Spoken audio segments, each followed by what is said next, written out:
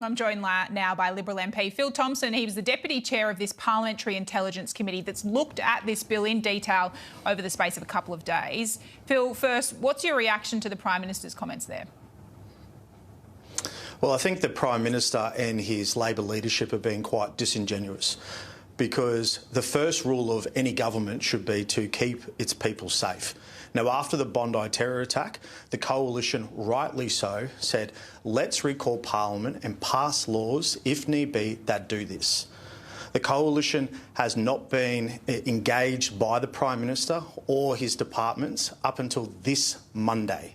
So when Monday just passed, we were given the bill and then we started hearings the next day. So I don't think the Prime Minister's been genuine in his language about he wants bipartisanship and work together. We have been left out, and just because the Prime Minister now we've called for us to be recalled and now he's gone, OK, well, we've done that, that is not a green light or a free pass to blindly support a bad bill.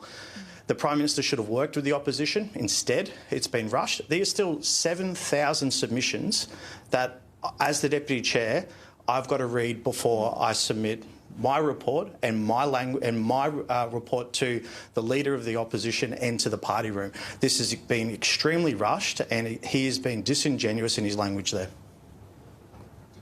Phil, that's a mountain of submissions to try and get through in a pretty limited space of time. But from what you have heard, I know you've sat through the testimony. We heard from Jewish leaders, we've heard from the agencies here, even in private hearings as well.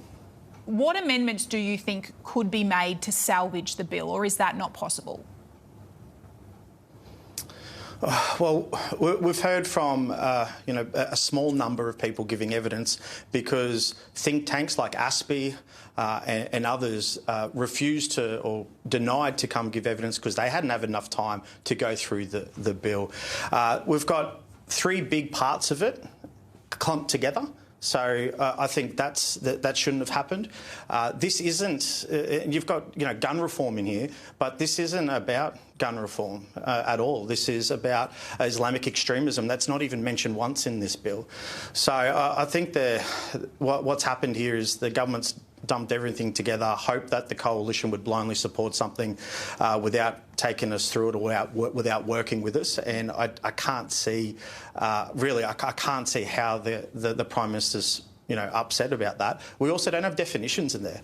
What's the definition of an offence that someone could go to jail for 5 years? What's the definition of hate speech? All these things that we've been rushed to try and come to an answer of. You can't pass bad legislation because the Prime Minister wants you to.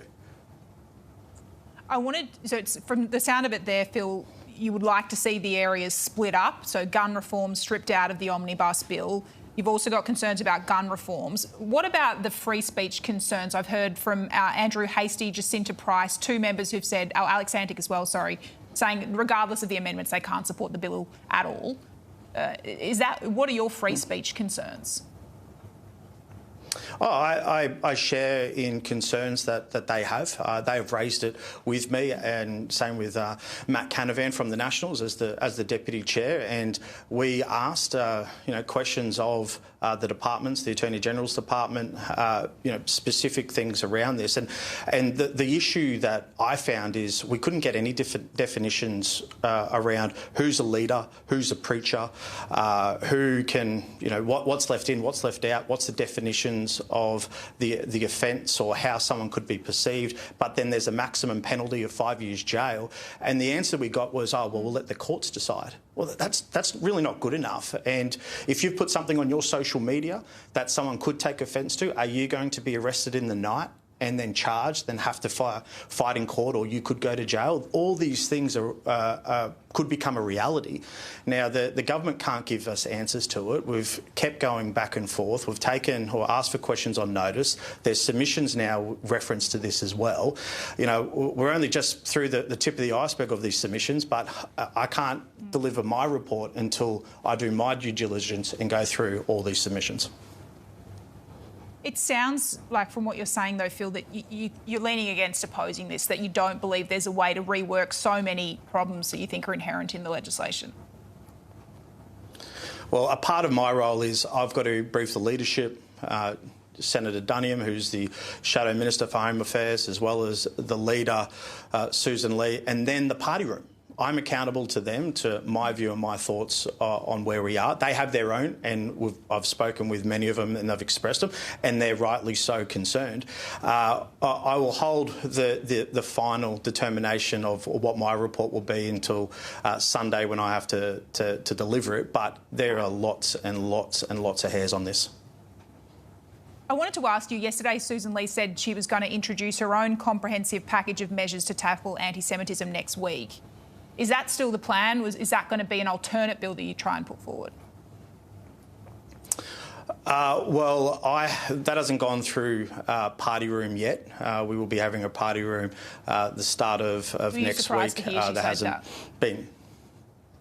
Oh well, you know, the leader doesn't consult me on all their views. I've been deep diving into this, but you know, if the leader wants to bring that before the party room and before Shadow Cabinet, she has every right to. What I'll be doing is concentrating on my report and my view of this bill. Phil, a final one. The Foreign Minister Penny Wong last hour using the words unsalvageable that Susan Lee used to describe the bill. Penny Wong saying that it's in fact Susan Lee's leadership that's unsalvageable. Penny Wong's out of witness protection. OK, good to see that the Foreign Minister's back on deck to start answering some questions. I think the Foreign Affairs Minister should be more concerned about this bill and how they can explain the definitions and the elements of it to the Australian people, and not worry about what the Liberal Party of Australia is doing. Yeah, Phil Thompson, we'll let you get through those thousands of submissions to read before Sunday. Thanks so much for joining us. Appreciate it.